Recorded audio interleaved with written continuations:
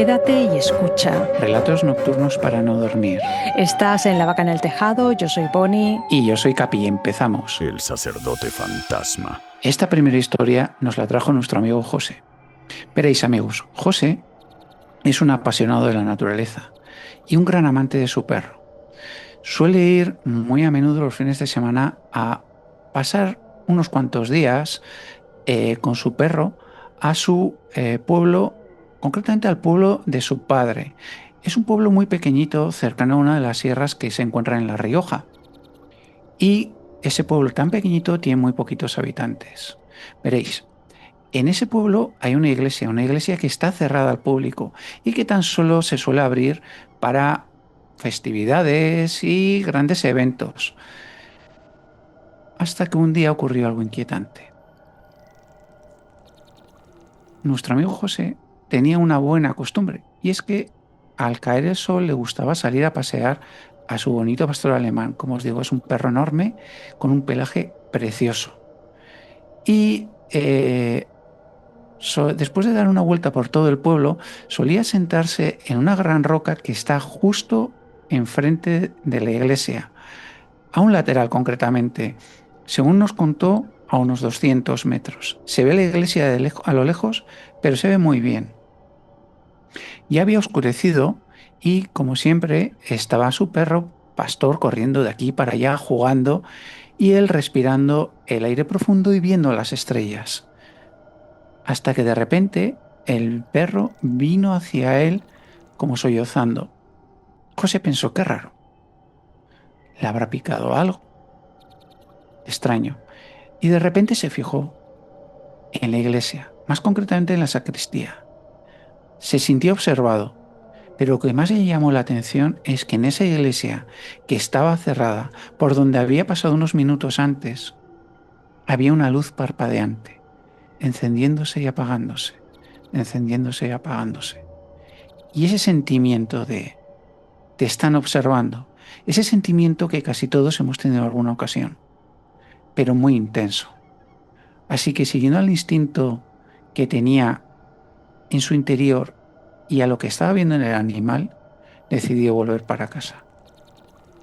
No dijo nada, justo ese fin de semana había ido con su hermano y no le comentó nada. A la mañana siguiente fue a dar una vuelta por el pueblo y se encontró con un vecino. Este vecino vive a escasos metros de donde José se sentó a observar aquella luz parpadeante en aquella sacristía de aquella iglesia abandonada. Y le dijo el vecino, José, te vi ayer a la noche. Sí, junto a esta roca, viendo a la iglesia. Sí, sí. ¿Y, ¿y cómo así te has quedado ahí? José se quedó mirándole, no le dijo lo que había visto. Dice, no sé, me gustaba sentarme ahí, pero bueno, empezó a hacer frío, el perro quería irse a casa, así que nos levantamos y nos fuimos. Y el vecino le dijo, ¿seguro? José se quedó un poco atónito ante la reacción de este hombre. Le dijo, sí, ¿por? Y yo, ¿seguro que no vistes nada? José se quedó callado y le miró. Entonces el hombre cogió su teléfono móvil y le dijo, mira lo que grabé yo hace unos días. Le enseñó una imagen de esa iglesia, hecha con zoom. Era oscuro y había caído la noche, aunque después despuntaban algunos rayos todavía del sol. Y pudo observar esa misma sacristía con una luz que se encendía y se apagaba. Pero había algo en el centro. Le miró al hombre y el hombre le dijo, sí, ¿verdad? Parece don Alfredo. Justo en el centro de la ventana, esa ventana donde se veía esa luz, aparecía la figura de un hombre ensotanado, con un sombrero de cura. Un sombrero de cura, pero de los antiguos, de aquellos que se llevaban por los años 60. Y don Alfredo fue el párroco, el último párroco que tuvo aquel pueblo. O sea que tuvo la aparición de alguien. No sabemos qué es lo que vio, pero él desde luego me ha dicho que no volverá jamás a pasear por esa zona a la noche solo. Y lo que le llamó la atención es que había un vecino que había sacado un vídeo de esa zona. Había aparecido algo, vamos a decir, aquel viejo párroco. Aquel párroco que falleció hacía ya muchísimos años y que José no le conoció porque ese párroco vivió cuando todavía José no había nacido. A ver, hay que decir que esta historia que has contado, este relato, sucedió en La Rioja, en la Sierra de la Demanda, y no sería la primera vez que en esta montaña riojana una iglesia abandonada quedara asociada a una presencia de este tipo. Ojo, ¿eh? Aquí se nos van poniendo los pelillos de punta. La tradición oral de La Rioja conserva relatos ligados a ruinas, despoblados y almas en pena, y en Cameros quedó recogida una leyenda muy cercana. Durante la Misa del Gallo en la ermita de San Felices, un cura oyó golpes en la puerta y vio entrar una procesión de figuras cubiertas de blanco, que después revelaron ser almas penitentes. Incluso existe en la tradición peninsular otro motivo aún más inquietante, el del sacerdote difunto que regresa para celebrar la misa que dejó pendiente en vida. Tal vez este párroco tendría algo pendiente en vida, Podría ser. Por algún eso, bautizo, alguna misa, algo. algo se le quedó ahí y por eso volvió. Dice, por eso, aunque la explicación más sencilla aquí siga siendo una persona real o una confusión visual, ¿no? Siempre nosotros no vamos a obviar ninguna de cualquier posibilidad que haya. Desde el lado del misterio, este caso encaja con una idea muy antigua, que hay templos vacíos que nunca terminan de quedarse del todo solos. Y que alguien dijera haberlo grabado tampoco rompe del todo esa lógica. En el folclore paranormal contemporáneo, cámaras, grabadoras y vídeos no siempre cierran el enigma. Muchas veces lo agrandan, porque la tecnología pasa a formar parte de esa prueba, pero también, por supuesto, de la discusión.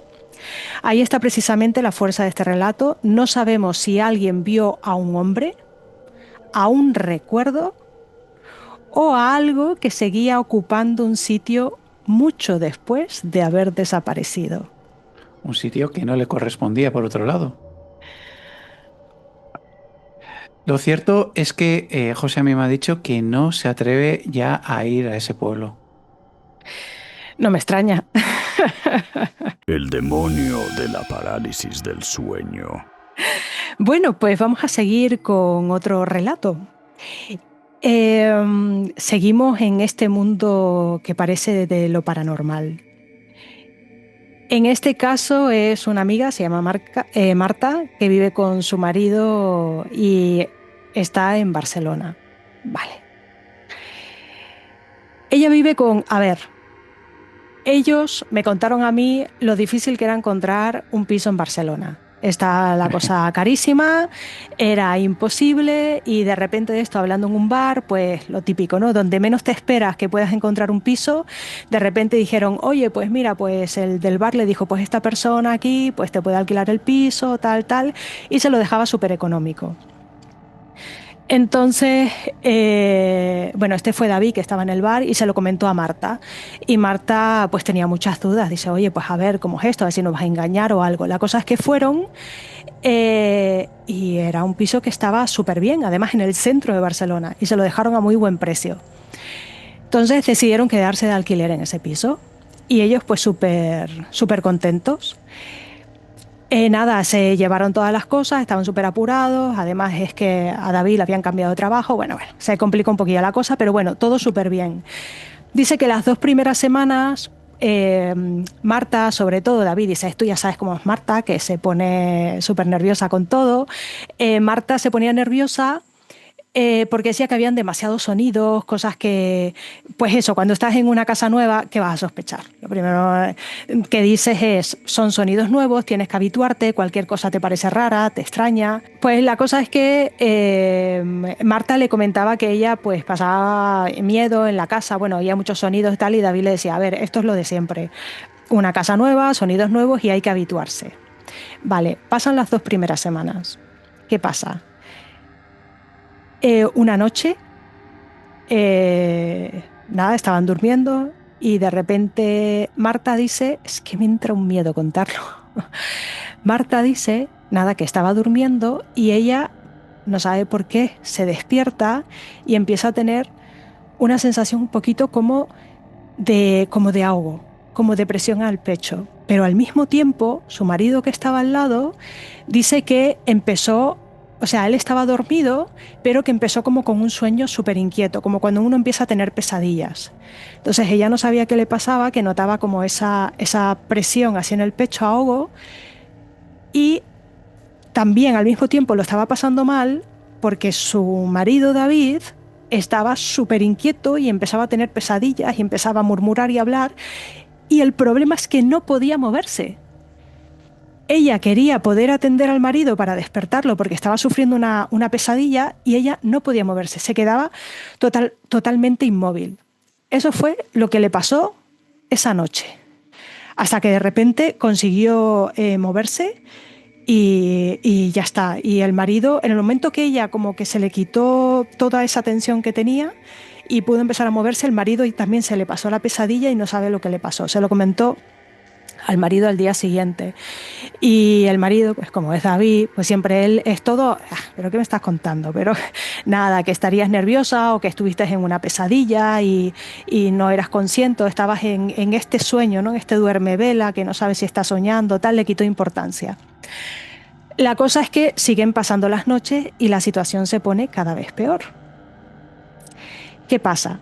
Otra noche, ella nota que otra vez nota esa presión en el pecho, empieza a notar otra vez que su marido está súper inquieto, soñando. Uy, qué miedo me ha dado. ¿Hay algo por aquí? Oh, Dios. Y empieza a... ¿Y detrás tuyo qué hay? ¿Qué hay detrás No me tuyo? digas eso, Capi, no me digas eso, que lo paso muy mal. Que es de noche, es muy tarde y pueden pasar muchas cosas. Pues la cosa es que ella sigue súper nerviosa, nota esa presión mientras está con los ojos cerrados, nota que su marido empieza a estar inquieto, pero esta vez no consigue abrir los ojos. Y empieza a notar como si notase una presencia que se le está acercando por el lado, no puede moverse, pero dice que llega a notar como una respiración al lado. ¡Wow! Uf, pero horrible. Empieza a notar esa respiración. Y su marido sigue dormido, pero con mogollón de pesadillas moviéndose. De repente, o sea, ella no puede abrir los ojos, ¿eh? Está O sea, totalmente paralizada. Y él al lado constantemente moviéndose Moviéndose y con pesadilla que totalmente no despertaba. inquieto. Exacto. Y dice que hablaba, que soltaba frases, pero esto que incoherente. Cosas incoherentes. Pero que estaba súper nervioso. Vale, entonces de repente otra vez nota que esa presencia que ella nota se va y de repente otra vez su marido se calma. Entonces se lo cuenta el día siguiente y dice, oye, mira lo que me ha pasado. Y el marido otra vez estaba diciéndole, bueno, mira, a ver, pues eso debe ser los nervios, estamos en un cambio, él siempre justificándola. Vale. ¿Sabes lo que me llama la atención? Que él no se sintiera cansado al día siguiente. Él, mira, una de las cosas que había dicho Marta es que él estaba agotado, estaba reventado, pero él decía que era porque también había cambiado de Por la trabajo, de mudanza y sitio, todo. de todo, y decían que todo eso tenía que ser por todo el estrés que estaban pasando de habituarse al sitio nuevo y tal. Ten en cuenta que llevan ahí 2 semanas, nada, Claro. cuando empezó todo esto. Pues así están pasando ellos, pasan los días, ella pasa esto, cada vez es peor, está súper nerviosa, le está diciendo a David, David, o sea, no, aquí está pasando algo, o sea, me estás tomando casi por loca o por el estrés o tal, pero esto no es normal. Y ella le confesaba, le decía, a ver, yo he estado estresada mogollón de veces, no he llegado a estos niveles de lo que estoy pasando. Y entonces pasó algo terrible, que fue lo que hizo ya, que ella dijo, nos largamos de aquí pitando. Y fue que llega una noche en la que ella nota de repente cómo empieza esa presión y de repente abre los ojos y empieza a agitarse su marido al lado como siempre, con las pesadillas, con todo, soltando palabras, tal, no sé qué, pero todo como incoherente, pero súper agitado. Ella está totalmente bloqueada, pero ve cómo hay algo en la esquina, como una sombra que empieza a moverse. Pero, wow, mira, es que qué miedo me da. Pero es que nota que esa sombra, ella dice que no es capaz de identificar a una persona, pero es como si ella hubiese notado que esa cosa era un hombre muy delgado, muy alto, y que se le acercaba, pero al mismo tiempo ella decía, como me decía ella, que no notaba que fuese material, pero tampoco ella decía, pero yo no notaba un fantasma, yo sé que había una persona, pero era como una cosa rara, como que ondulaba, algo rarísimo, oscuro, negro, que se le empieza a acercar al lateral y le hace...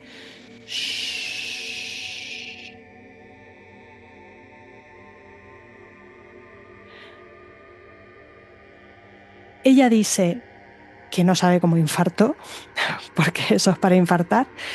Dice que estuvo tan aterrada que estaba con los ojos abiertos, notando al marido al lado que se estaba moviendo súper agitado, pegando patadas, moviéndose, diciendo palabras así como incoherentes, ella sin poder hacer absolutamente nada, notando cómo eso le ha dicho shh al lado, y dice que era tal el estrés que empezó a llorar y a llorar y a llorar y quería poder gritar y tampoco podía gritar, no podía articular palabra.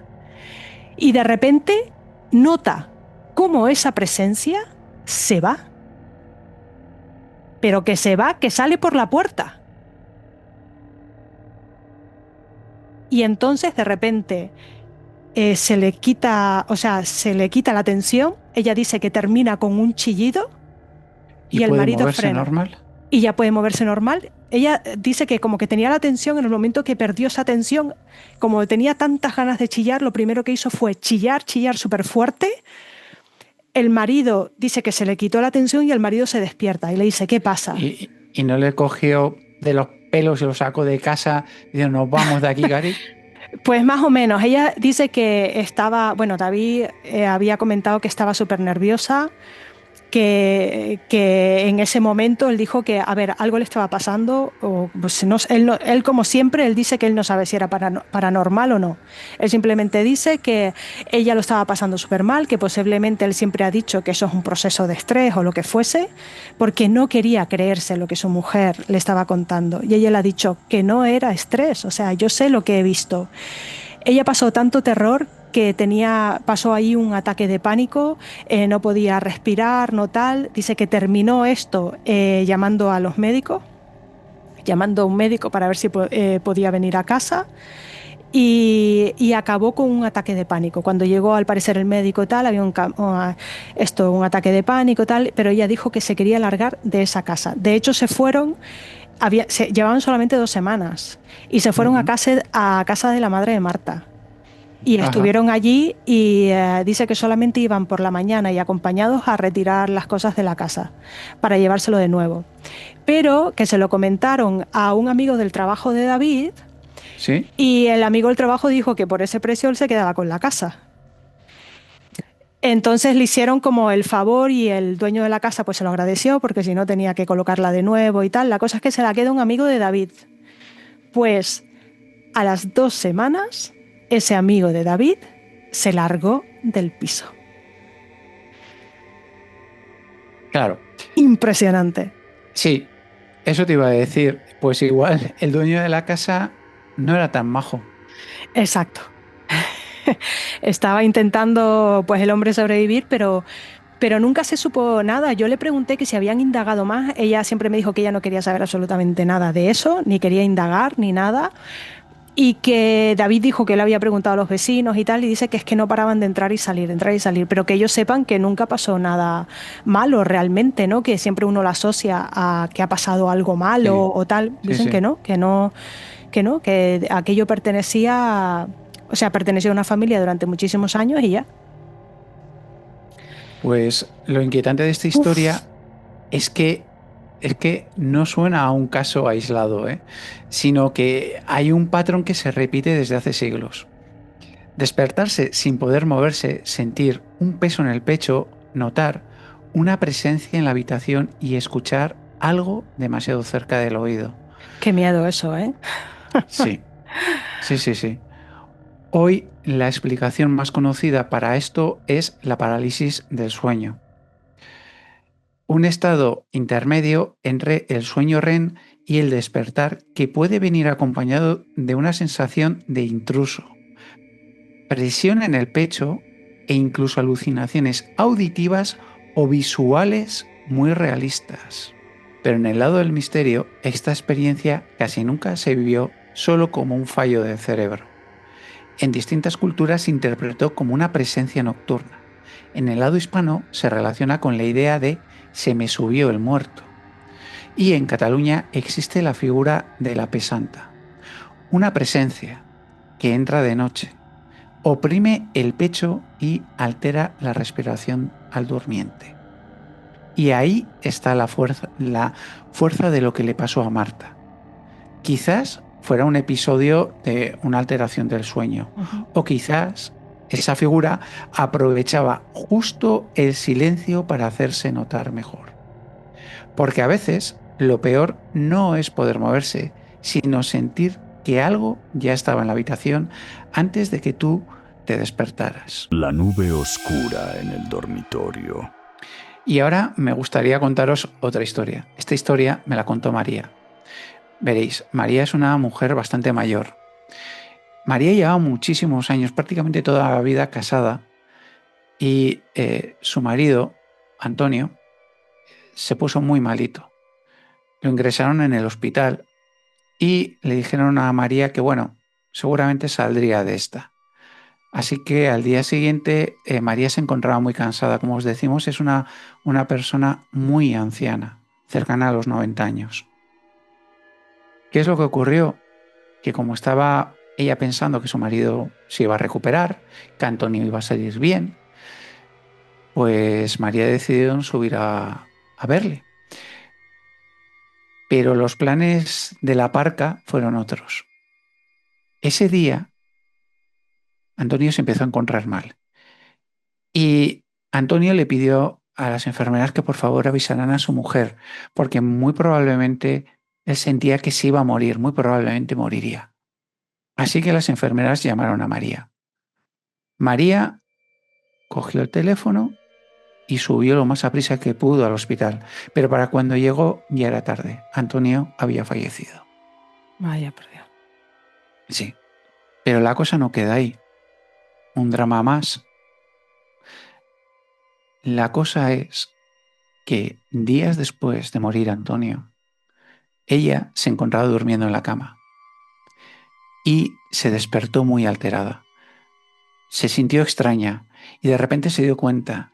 Estaba por encima de la cama flotando a unos centímetros. Se alteró Ella, muchísimo. Ella, ella estaba María, flotando. estaba flotando sobre la cama. Wow. Miró hacia un lado y es que ahora vas a alucinar con lo que vio. De repente apareció ante ella una nube oscura y se fijó mejor. Esa nube oscura tenía una mirada y una cara. La cara de Antonio. María se asustó muchísimo y empezó a implorarle que le disculpara, que ella no sabía que él iba a morir, que por favor le perdonara. Él le miró como con una rabia muy profunda, muy labrada. Y ella, sus palabras textuales fueron, me tiró, cayó a más de 2 metros de la cama. En ese momento, cuando ella pudo incorporarse, la nube desapareció. Le costó muchísimo, tenía muchísimos dolores y os puedo asegurar que detrás, en la espalda, tenía grandes hematomas. Yo los he visto. Cuando se lo contó a sus hijos, ninguno le creyó. Cuando se lo contó a su cuidadora, ésta tampoco le creyó. El hecho es que María a mí me lo contó en una clínica pequeña de un pueblo, en la privacidad, y me dijo, cuéntalo, cuenta mi experiencia. Wow, tremendo relato. A ver, no estamos ante una simple presencia en una habitación, sino ante un relato que toca una idea muy antigua y muy humana, la de la visita del fallecido en las horas cercanas a la muerte o después de haber fallecido. En investigación contemporánea sobre duelo se recogen con bastante frecuencia experiencias de personas que aseguran ver, oír, sentir o incluso notar el contacto de un ser querido recién fallecido. Y al mismo tiempo, la transición entre sueño y vigilia puede provocar sensaciones muy físicas, como la elevación del cuerpo, esa presencia intensa o escenas que se llaman hipnopómpicas. Es decir, son imágenes, sonidos o sensaciones muy vívidas que una persona percibe justo al despertarse, como si siguiera medio dentro del sueño. Son totalmente vívidas, como absolutamente reales. La explicación más sencilla diría que el agotamiento, el impacto emocional y despertar extraño pudieron mezclar duelo y sueño de una forma brutal. Pero vamos a ver qué pasa desde el lado del misterio. El relato se vuelve mucho más oscuro. No todas las despedidas parecen suaves y hay historias en las que el muerto no vuelve para consolar, sino para reclamar, para reprochar o Parece el dejar, caso. o dejar claro que todavía no se ha ido del todo. Cuéntanos tu historia.